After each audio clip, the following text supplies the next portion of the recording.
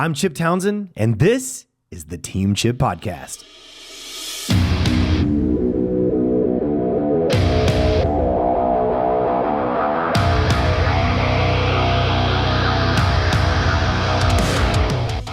I did that. I got something done. I saw someone's life improve because I just gave a little bit of my own time and maybe a little bit of elbow grease. And all you have to do is just kind of be there. And think about some time in your life when somebody just took a moment to acknowledge you and the impact that it had on you.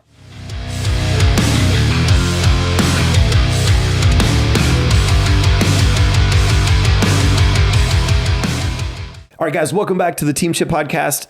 Man, I know I say it every week, but I'm excited to be here because I have Mr. Dan Miller of Stanford Martial Arts Center. He's a Team Chip affiliate, and we are super honored to have him, but he's going to be here visiting with us about something we call, or he called, actually, it's his idea. He said, man, we should talk about this. 1 hour a week, the power of small commitments. Dan, how are you today? I'm doing fantastic. It's a great day. Every day above ground is a great day, my friend. Absolutely. Because life could be much worse. We could be pushing daisies, as they say, right? All right. So, this is a concept that could change your life. An hour a week, and what does that mean? So, the question: what if you gave an hour a week to serve other people? And really, what we're going to talk about. And Dan again had a great idea here. We're going to talk about volunteering for an hour a week and kind of how much impact that can make. And with consistency, it adds up. When you brought this concept up, I thought about this book I read a long time ago called The Slight Edge. And The Slight Edge in the book, a guy named Josh Olson wrote it. He talked about, 5 minutes of this over a period of time is like pennies under the couch cushion. It adds up. Absolutely. And this hour a week could add up a lot. And you gave me a great analogy. I'm going to let you kind of talk through it about some math that can kind of blow your mind about volunteering an hour a week. Yeah. So you think about the number of adults in the United States, right. Approximately 266 million. That's a lot of people, man. It's a lot of people. Mm-hmm. And if you think of just half of those people, right? Okay, if they gave an hour a week, okay, that's 133 million hours a week. Wow. That can be dedicated to making people's lives better. Right. And to kind of give you an idea of what that relates to, there's this building in New York called the Empire State Building. What? Okay. All right. Right. All right. Now, it took 7 million man hours to build that building. Right. Okay. So if you look at 133 million volunteer hours per week, that's the equivalent of 19 Empire State Buildings per week. Per week. Okay. Wow. And that is quite an accomplishment. And all it takes is 1 hour a week. Yeah, that's astounding. When you think about it in the big picture, 133, if half the adults gave an hour a week, 133 million hours a week. 19 Empire State Building. That's mind-boggling. That's crazy. So I'm guessing you're passionate about this because you've volunteered. You've done a lot of stuff like that before, yeah? Oh, absolutely. I've been, my father was very big on volunteer work, and I've been doing volunteer work ever since I was a teenager. That's amazing. And and I've just seen the impact that it's had on people, and it's so easy and it's so fulfilling. Yeah. It's just really amazing. Well, we're going to talk more about the fulfilling part as we get moving forward here, but that's volunteering is so important, and gratitude, service, etc. But we're talking about that 133 million hours. 1 hour a week really, for me individually, it turns into 52 hours a year. It's not that much when we consider that, especially as entrepreneurs, sometimes we work 60, 80 hours a week. Right. It's not that much to give, I guess is what I'm trying to say. But if we all do it, man, it adds up, right? Oh, absolutely. And it adds up quick. You look at small communities, you get volunteers all getting together for an hour. And just all of a sudden, that small community has had a big change. A big change, maybe a big cleanup on, this block of the city or something, right? Exactly. Everyone comes together. And it's that kind of power of synergy. I had a feeling I was going to get to work this in, but there's this cool thing. You ever heard of a Belgian draft horse? Yes. Yep. Yeah. Okay. So Belgian draft, like a Clydesdale, big feet, big, giant, strong horses. They train these guys And a Belgian draft horse, a strong one, pulls somewhere around 8,000 pounds, right? But they have them pull in teams. And when you have two side by side, theoretically by math, they should pull about 16,000 pounds. But commonly, they'll pull somewhere upwards of like 24,000, right? Right. And it's kind of getting to this idea of, when you get a group together, that synergy of creating more than the sum total of the group, right? Exactly. Well, you take two of these guys that have been raised together, trained together their whole lives, and put them together, and they can pull upwards of like 32,000 pounds. And it's that 1 + 1, when you have synergy, equals like 3 or 4, maybe 5 sometimes, right? Exactly. I mean, you think about it even just from an employer perspective. Right. Okay.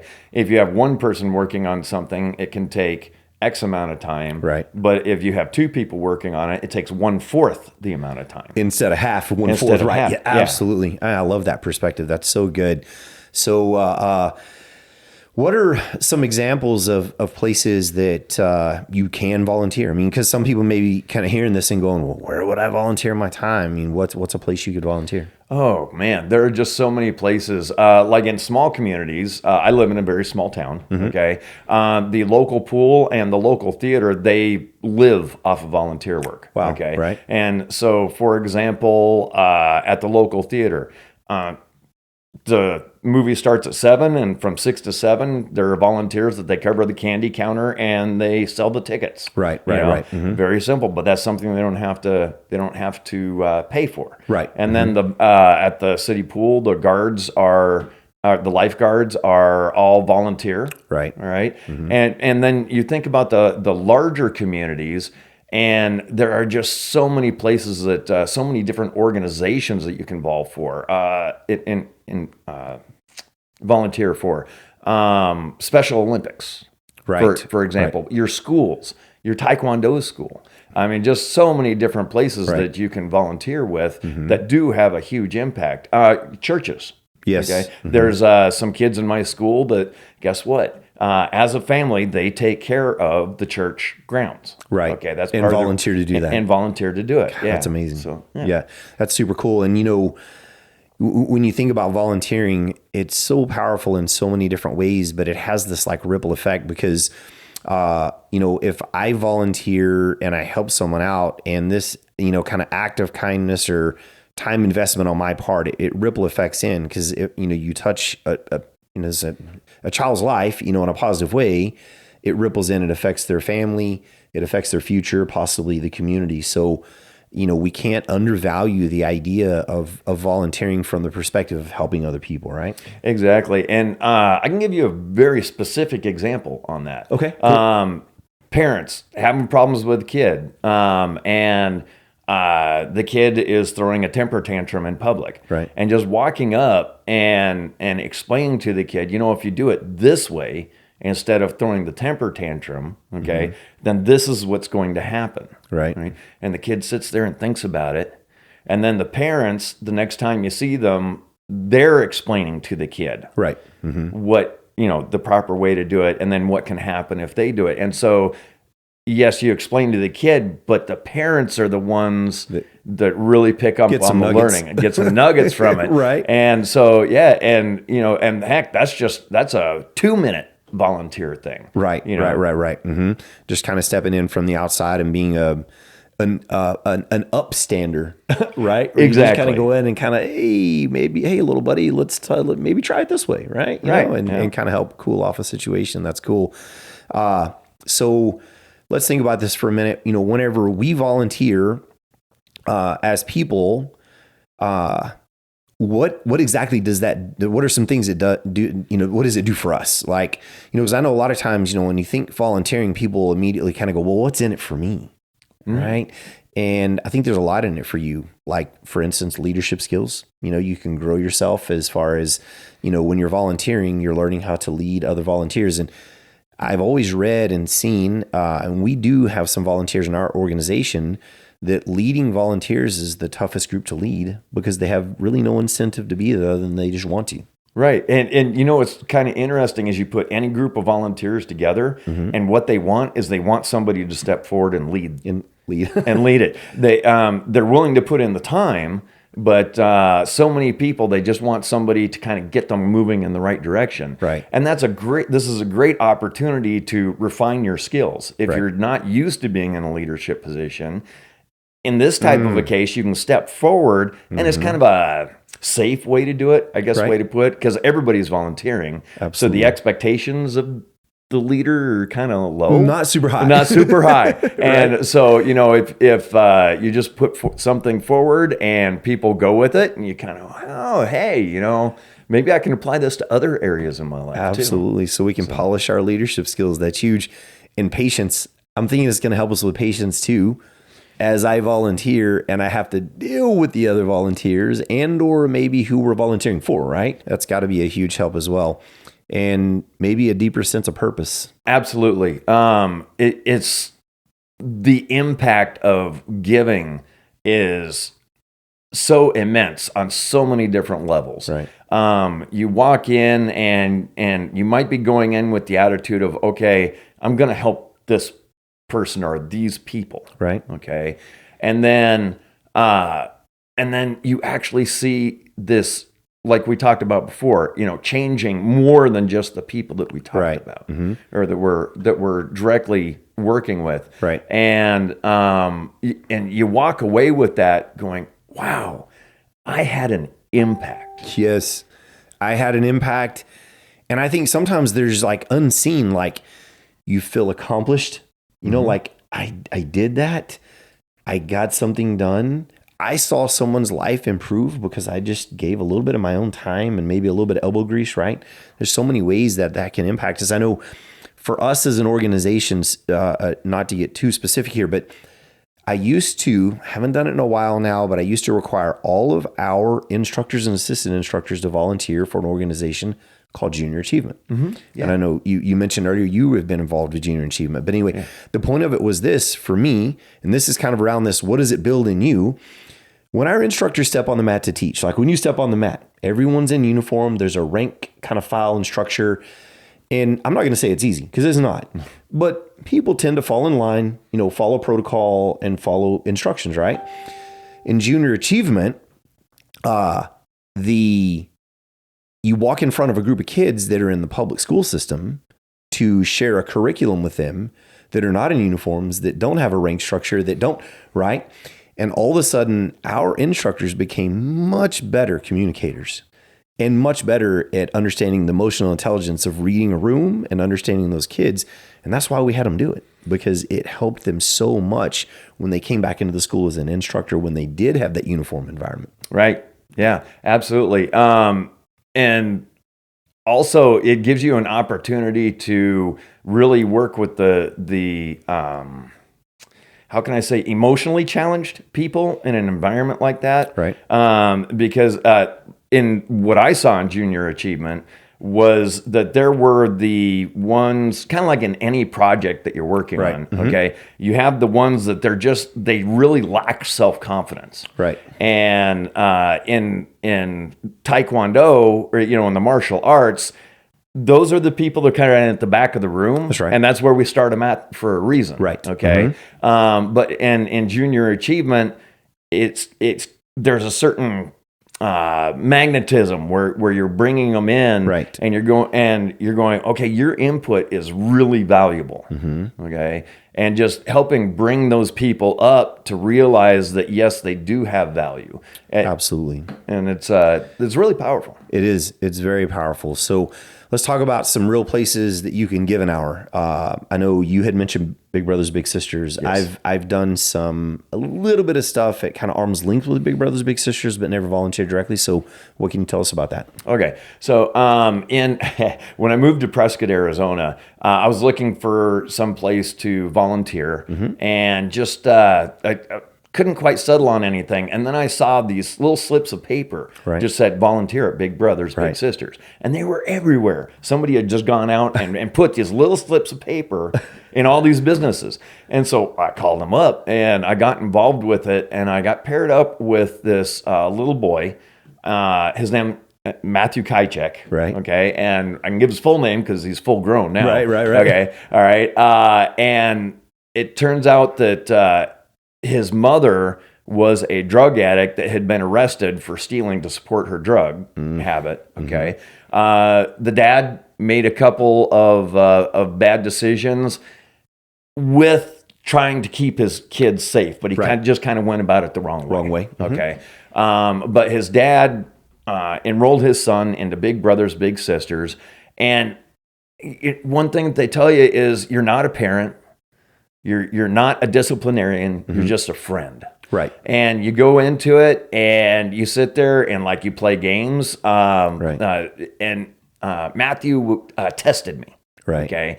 And so he like didn't play the games by the rules. He made up his own rules. I was like, cool, let's do that. I love your rules. Yeah. It's like, let's see if we can go with this. But he had this little kid's football that he just kept with him all the time. It was like, it provided him security, I guess is a good way to put it. And after getting together for about a year, and again, this is 1 hour a week. Okay, we started out at his school, right? All right, and then we started getting together like after school, and all of a sudden, I noticed one day that football wasn't there. Wasn't anymore. there? Wow. And he just didn't need it. And growing up, not only did I help Matthew out, but became very close with his brother. They're almost exactly 1 year apart, a year and 1 day. Right. Okay. And the dad, to this day, we're friends with the whole family. And what's really cool is this boy from a family that was just being torn apart. Right. Okay. Now he's gone all the way through college on scholarships throwing the javelin. Wow. Okay. All right. And the reason why he got involved with the javelin was he went to school. Coach in high school, coach said, try throwing this. His first throw, he broke the school record.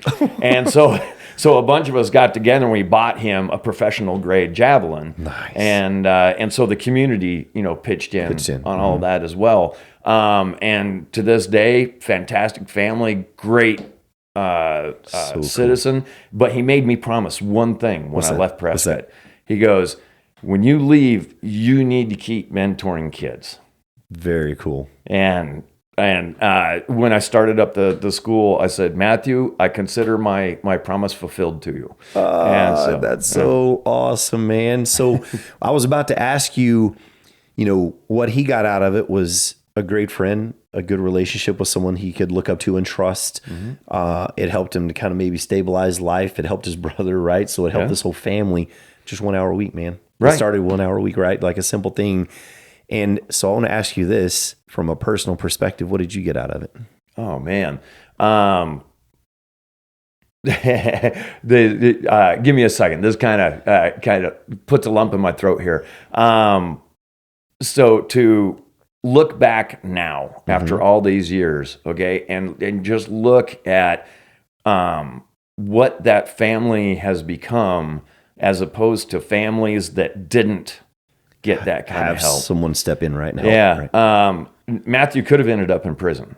Oh, absolutely. Very easily. Okay. But from day one, just seeing that shy, withdrawn boy, even just reach out just that little bit, and then every time that we met, he reached out just a little bit more. Cool. And you could see the kind of trust and the connection growing, right? Yeah. And it took a while. Yeah. It took absolutely. a while. But I mean, when I would go home, I was riding a high. Okay. Now I want to tell you something here. Okay. I'm a former drug addict. Oh, really? Okay. All right. And so I know the different kinds of highs. Yeah. Okay. Absolutely. All right. And giving in this way was the best high you can possibly get. So much better than the artificial kind. Oh, absolutely. Absolutely. Right. Okay. And all you have to do is just kind of be there. Yeah. Wow. That's it. Just be there. Yes. And you come away with just so much. That is so cool. Much. When you said be there, it makes me think of this book that we require instructors to read called Fish. Be there, make their day, play. It's simple concepts. And be there is one of those concepts. Like when you're in that moment as a staff member serving a client or a volunteer serving someone, just be there. How powerful is that? Like, it be is. in the moment, put your problems behind you. In the martial arts world, we say, put your problems in your shoes, get on the mat and be there, right? Exactly. Yep. So cool. That's so cool. I love that. So that was through Big Brothers Big Sisters. So people that are listening might be getting encouraged, I hope, to maybe volunteer a little bit, right? And do some extra. So some places that you can think about volunteering. We've already talked about Big Brothers Big Sisters is huge, and they usually have chapters kind of everywhere in the US, right? Yeah. Junior Achievement is good. Other places, local schools. What are things they can do in local schools? Oh, doing reading books. Reading programs. Okay. That's right. Going in and talk to the coaches. Right. Okay. And the PE teachers. Yes. All right. And just go in and you can help them out. Maybe you have a particular type of a skill Right. that the PE teachers can rely on, or Right. other teachers. In some cases, there's like clubs at the schools. Absolutely. Okay. Like after school club type After stuff. school clubs Love that, like if you're an exceptional chess player or something like that, Very cool. you can go in and they can challenge you to chess games. And what I love about that is you can take something you're passionate about that you enjoy doing. So that makes the volunteering even more fun. Exactly. You get to share something that you love, right? That's really cool. Martial arts schools, community centers, you mentioned in your small town, volunteer at the pool and theater and things like that, right? Right. Yeah. Churches serve meals. I know I have taken my children at Thanksgiving time. I left my G off there in honor of a good friend. She'll know who I'm talking about. At Thanksgiving time, and had them serve meals at the Salvation Army. And one, it was for the service. But two, it was also, I wanted my children to kind of see what life is like. Like, life can be hard, and people can struggle. And I wanted them to get that opportunity to pick up on that. But that's, around holidays is kind of the point. You can volunteer in so many places. And, you bring up a very good point there. You really do. Because there are some people that they're stuck in the hospital over the holidays. Yes. And, just going in and popping in your head in and sitting with them for 5 minutes and talking to them. At one time, the hospital where I lived at, they encouraged people to bring in their dogs. Right. Okay. And so I'd bring in my like dog. A therapy pet almost, right? Yeah. And at the holidays, we'd go in and maybe they didn't want to talk to me, but they loved petting the dog. Petting the dog. Yeah. I don't care about you, but let me pet this puppy dog. He's cute, right? Exactly. Yep. That's awesome. So one of the things that we do with the martial arts school is we have a demo team. And so a few times a year, we schedule demos at rest homes and retirement villages. And we'll go in and it's kind of a multi-fold thing. We'll go in and do a demo to kind of entertain them. But a lot of times they will ask us, hey, can you hang out a little bit after? And if they don't, we'll offer, hey, can we hang out a little bit after? So the kids can mingle with those folks that live in that home. Man, you talk about seeing some older people light up, and it literally it's less than an hour. We go in and we do a 15, 20 minute demo, 15 minutes. We spend a half an hour with the kids kind of moving around, sitting at the tables, chit-chatting with them. And the other cool thing from this, I have kids come back that are on the demo team and go, Mr. Chip, I met a man who actually fought in World War II, and he was telling me about this and this. And I'm like, that's so amazing. Hallelujah. You're getting some perspective. Right. You're getting some great stories. And that guy feels amazing because he got to share. And so this volunteering thing is the real thing. You bring up something where you're taking your demo team down there. Mm-hmm. If you think about your family as a demo team and you guide your family through, the entire family does volunteer work together. I mean, that's just, that is such a big statement that you're making to your kids or your brothers and your sisters, saying, let's go do this together. Well, think about what you said too. You said your dad was big in volunteering, and then that kind of rubbed off, for lack of better words, onto you, and it becomes a legacy. It does. A legacy of service, and the ultimate servant, Jesus, man, there's a legacy of service there, right? So how it helps you out, some unexpected rewards, possibly perspective. Whenever we go in and volunteer, say in a hospital, sometimes we realize our problems aren't that bad. That's right. Yeah. It's like, I thought my life was bad, but this guy can't get out of bed at all. Right. And so we get some of the stress relief. They say, Dan, that one of the best medicines, for lack of better words, for anxiety and stress is gratitude and service. and volunteering is service, right? Absolutely. So I know earlier you said you would come away from your time with the young man and kind of be on a high, right? Right. Exactly. Yeah. That's such a great feeling of accomplishment and gratitude. From a business perspective, if you are a business like us and we take our team out, we're developing community connections. You know, just, people looking at our business, not just as somebody out there trying to make money off of people, but actually giving back. And I think that's really powerful, right? Absolutely. As a matter of fact, my school, without me, being present, went down to the local Cinco de Mayo celebration at the Catholic Church. Right. And it was my neighbor. He was looking for entertainment. Right. And so he asked us to come down and kind of help provide some entertainment. And my school, like I said, I was occupied. I couldn't go. That, right. But my students went down and they did it, cool. and they provided entertainment down there to help out with the Cinco de Mayo celebration. That is so cool. Yeah. Yep. And that church is always going to see you as a community service servant and someone that they respect and love. Exactly. You came in and stepped in and helped us out. That's so powerful. Leadership, man. You sharpen your leadership skills. You grow in confidence. Man, when you first go on, I know the first time I volunteered at some things, it's kind of scary. Like, I'm not sure if I can actually do this. And when you walk in and you sit with someone or you talk with someone and you see the smile and the eyes light up, your confidence grows. You kind of go, I can do this. This is not as hard as I thought it was going to be, right? Absolutely. And before I mentioned how, like in junior achievement, you have the Right. person that's unsure Right. about themselves. Okay, that's exactly what you're talking about, Right. And but then the next year in junior achievement, you come back in, that same person, They've moved towards the front they've now. moved towards the front. Exactly. Exactly. Yep. I love that. Another thing to consider in what, what's in it for you is the blessing of doing it. So many times in life, you kind of receive back, not literally, but almost figuratively, more than you give. Mm-hmm. Right? Yeah. And honestly, why do we do anything that we do? Okay. Right. Do we really pursue things that make us miserable? Okay. Typically not. Typically not. No. Yeah. I've been in a few classes that I thought, what am I doing? Sometimes we end up that way. Right. But what we pursue is stuff that makes us feel good. That's right. Okay. And I'll tell you, once you start getting into volunteer work, it makes you feel good. Yeah. And for the right reasons. Exactly. For the right reasons. And I already mentioned it, but, we're called to serve. Absolutely. Called by Jesus to serve. And, he was the best model of that. So, man, this has been good stuff. I love it. I hope it encourages people to go out there and volunteer. Just some takeaways for me. Small things add up over time. A good friend of mine says a little bit of something is better than a lot of nothing. And so just small things add up.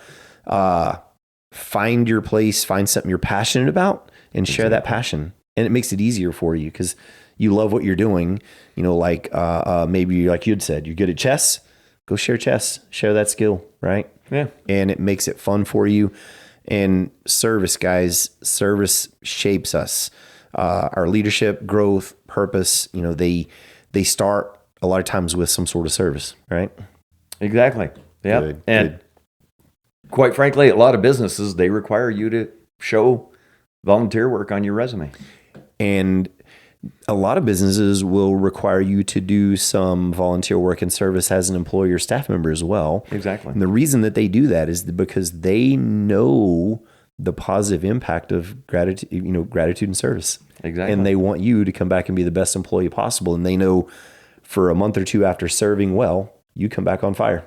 That's right. It's a powerful, powerful circle. All right, guys. So we are going to challenge you guys to get out there, find an hour a week, mentor a kid, help a neighbor, volunteer in a church, a school, a martial arts school, a retirement home, a hospital. Man, there's just so many, if you're, a lady and just love babies, go hold babies in the maternity ward. There's just so many options. And I kind of feel compelled to say this. Retirement villages and rest homes, that kind of stuff. Those guys sometimes are so lonely. I've met so many elderly folks in those homes that no one ever comes to see them. Their family maybe is far away or just kind of disconnects from them. It's really sad.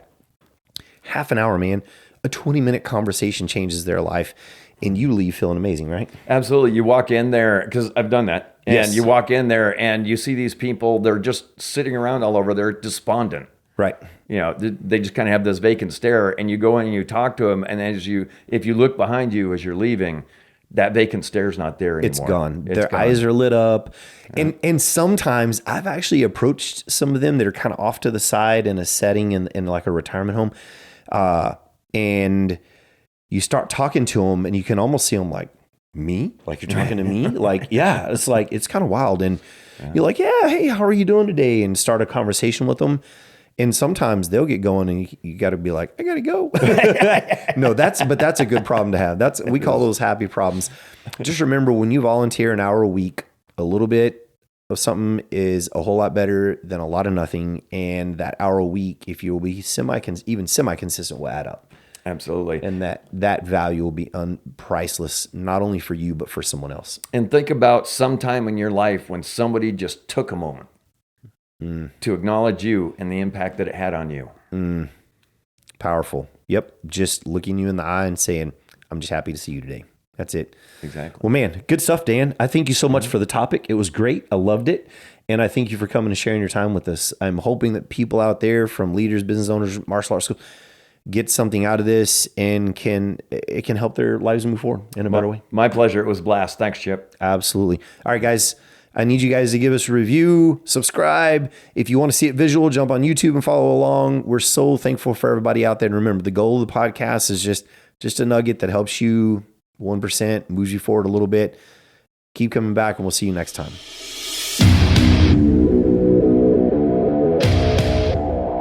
Thank you for tuning into the Team Chip Podcast. If you enjoyed today's episode, don't forget, subscribe, share, and or leave a review, because we need you. We appreciate you so much. And without you, we can't make this happen. Remember, consistency is the key to success. So go out there and never be outworked.